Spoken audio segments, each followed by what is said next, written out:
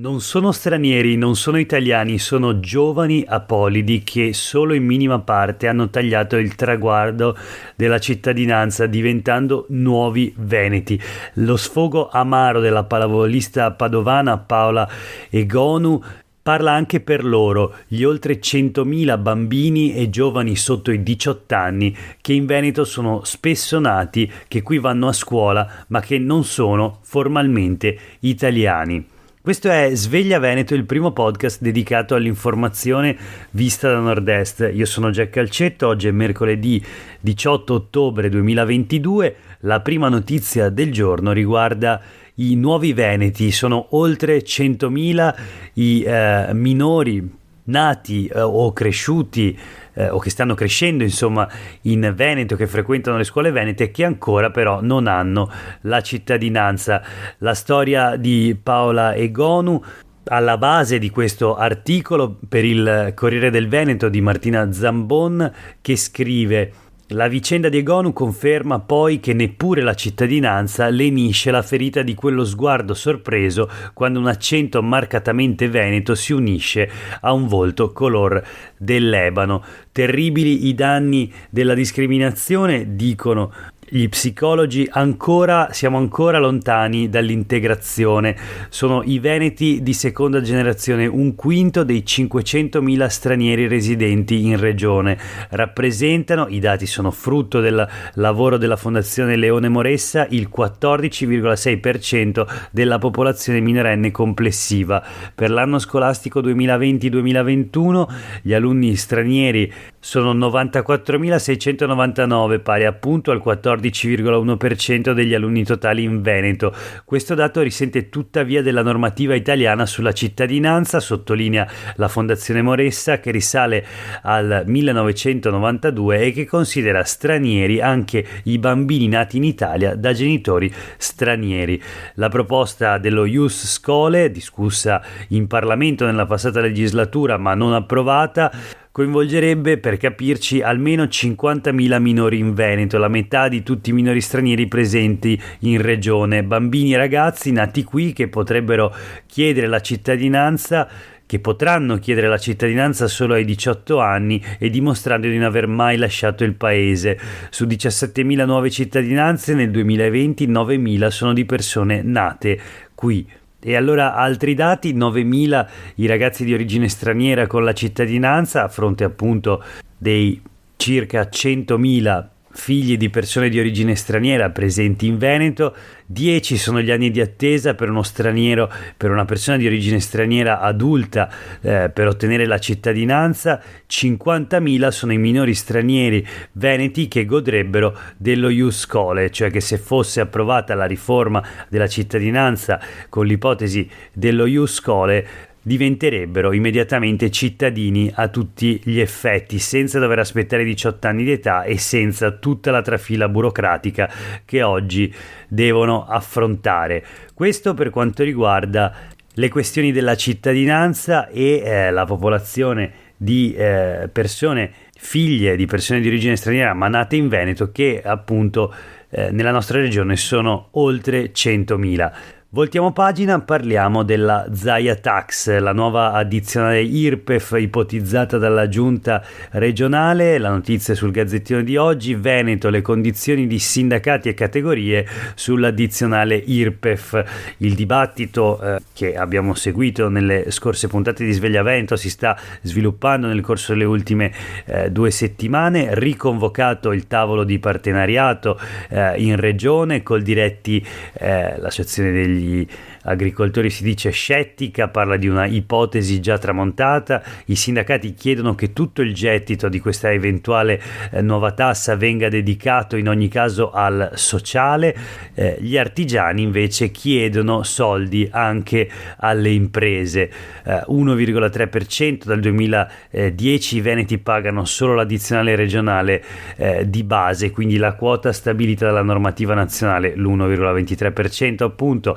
300 100 milioni di euro che dovrebbero entrare nelle casse della regione, invece con la nuova Zaia Tax, appunto, che al momento però è solo un'ipotesi.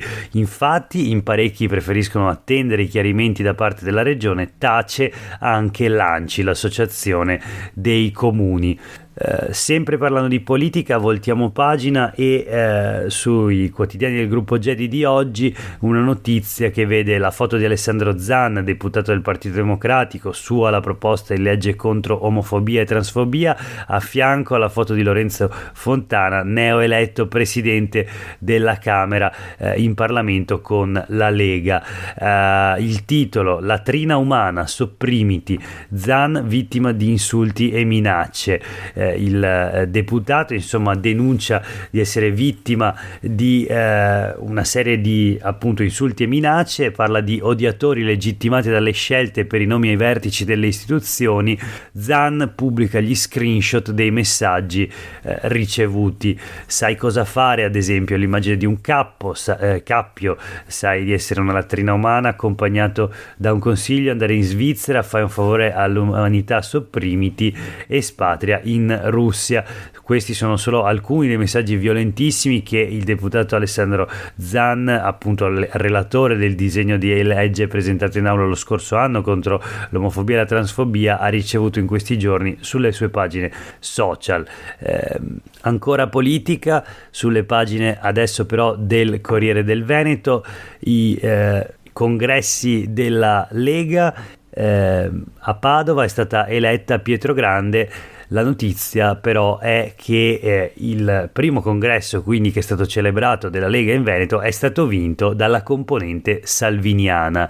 A Padova infatti la candidata voluta da Bitonci, braccio destro sostanzialmente di Salvini in Veneto, ha battuto lo sfidante e non di poco, per 46-22. Ci sono state delle contestazioni sui nuovi militanti, ma insomma in ogni caso gli iscritti del Carroccio di Padova hanno eletto ieri sera il nuovo segretario dopo la lunga stagione dei commissariamenti. Insomma una notizia forse non inaspettata, ma che sicuramente è un segnale per la Lega Veneta, dove in questi giorni gli interventi, le uscite anche a Padova con Roberto Marcato contro la linea di Matteo Salvini, quindi che mettendo in discussione addirittura la figura del segretario, si sono appunto moltiplicate, ma nel primo congresso che viene celebrato appunto questa linea sembra essere invece confermata dagli iscritti e dalla base militante del partito. Vedremo come proseguirà questa vicenda, vedremo anche quale ruolo svolgerà il presidente della giunta regionale Luca Zaia in questa appunto tornata congressuale. Chiudiamo l'edizione di oggi di Sveglia Veneto invece con una notizia legata al Covid, sempre sulle pagine del Corriere del Veneto. La nostra regione è ad alto rischio, le vaccinazioni sono cresciute di 6 volte, boom di contagi nelle case di riposo. Si affretta il presidente dell'associazione che rappresenta le case di riposo del Veneto, Volpe, a rassicurare: ora la malattia è lieve, non uccide più. In ogni caso il Veneto è arrivato a superare gli 8.000 contagi al giorno ed è una delle 8 regioni ad alto rischio, quindi con un alert posto dal sistema di appunto valutazione del rischio nazionale, una vera e propria escalation. C'è anche la corsa a tutelarsi grazie anche alle formulazioni bivalenti. Le vaccinazioni dal 29 settembre a oggi sono salite da 800 a 6.070, sia la quinta dose. Ieri il Ministero della Salute ha autorizzato la quinta dose per gli ottantenni e per i sessantenni fragili. Quindi i veneti tornano a vaccinarsi contro il Covid, si stanno somministrando migliaia di richiami tra terze e quarte dosi, da oggi anche la quinta appunto. Un'altra questione è quella dell'influenza.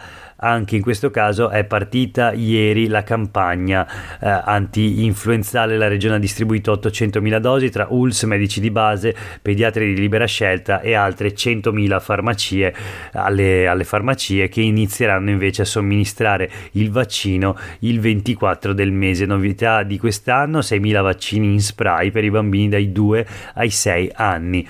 Per oggi è davvero tutto, grazie per aver ascoltato questa puntata di Sveglia Veneto. A tutte e tutti voi una buona giornata.